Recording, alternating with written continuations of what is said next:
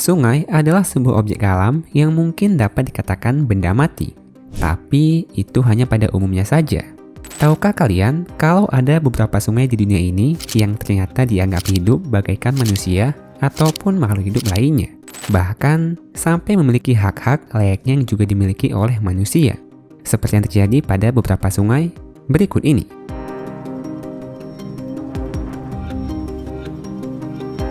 Di Selandia Baru, ada sebuah sungai bernama Sungai Wanganui yang sempat menjadi sorotan dunia saat secara resmi diberi status sebagai entitas hidup pada tahun 2017. Ini berarti, secara hukum Sungai Wanganui memiliki hak yang sama seperti manusia, baik dalam hal apapun itu. Pemberian status ini tidak datang begitu saja.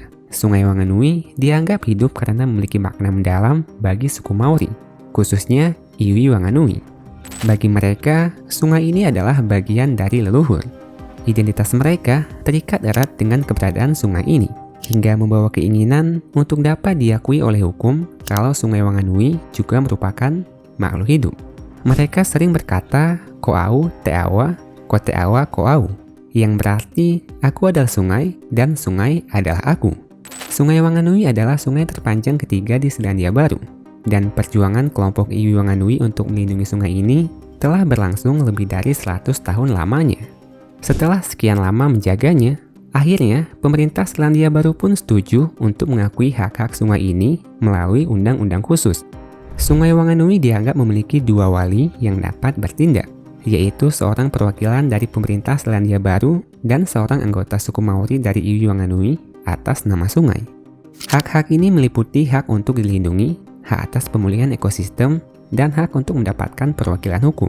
Hal ini dilakukan untuk dapat melindungi dan melaksanakan hak-hak sungai dari eksploitasi atau kerusakan akibat orang yang tidak bertanggung jawab. Jadi simpelnya, bagi siapa yang mengganggu, akan ada hukum sebagaimana mereka mengganggu makhluk hidup lain. Di India, ada dua sungai bernama Sungai Gangga dan Yamuna yang juga mendapat status sebagai entitas hidup. Dalam pandangan hukum, kedua sungai itu diakui hidup sejak tahun 2017. Sungai Gangga dan Yamuna telah lama menjadi simbol keagamaan dan spiritualitas.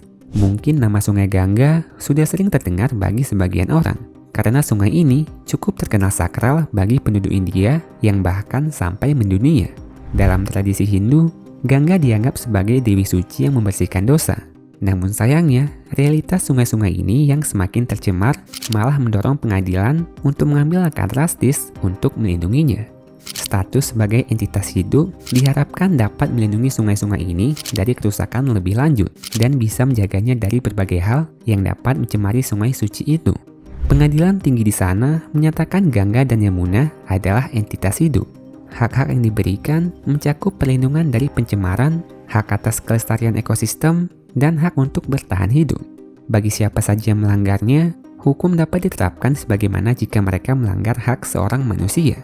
Misalnya, tindakan yang mencemari sungai atau yang merusak ekosistemnya dapat dianggap sebagai pelanggaran pidana, dengan sanksi yang mencakup denda besar atau sampai hukuman penjara, tergantung pada tingkat kerusakan yang ditimbulkan. Keputusan ini diambil dari akibat keprihatinan mendalam terhadap pencemaran yang merusak sungai-sungai itu.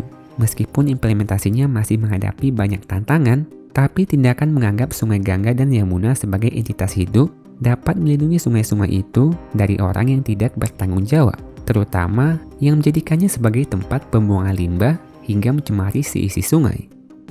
Secara hukum, sungai-sungai tersebut memang dianggap sebagai makhluk hidup yang otomatis juga punya semacam identitas layaknya manusia. Tapi identitas ini lebih bersifat hukum dalam dokumen, bukan hanya dari fisik. Nama, hak, pengakuan, tempat, dan status dibuat dalam dokumen tertentu. Itu semua bagaikan KTP ataupun dokumen lain seperti milik manusia yang dipegang oleh perwakilan hukum dari sungai-sungai itu. Selain sungai-sungai yang tadi kita bahas, ternyata ada objek alam lain yang juga dianggap hidup atau sakral. Seperti Gunung Kailas di Tibet yang dianggap suci oleh agama setempat, Gunung Machapuchari di Nepal yang dianggap sebagai rumah dewa sehingga tidak ada yang boleh mendakinya, dan beberapa objek alam lainnya yang juga diusahakan dianggap sebagai entitas hidup. Kesimpulannya, menjadikan objek alam sebagai entitas hidup ternyata dilakukan untuk kebaikan dan menghormati alam. bukan hanya soal hukum atau tradisi saja, tapi juga tentang kesadaran bahwa alam adalah bagian tak terpisahkan dari hidup kita. Dengan memberikan hak kepada mereka, manusia yang mencoba merusak pun harus berpikir 2 kali sebelum melakukannya. Mungkin sudah saatnya kita semua memandang alam dengan cara yang sama, bagaikan sahabat hidup, bukan hanya sekedar memanfaatkan sumber daya alamnya saja. Bagaimana menurut kalian? Tuliskan pendapatmu di kolom komentar. Sekian dari kami, dan terima kasih.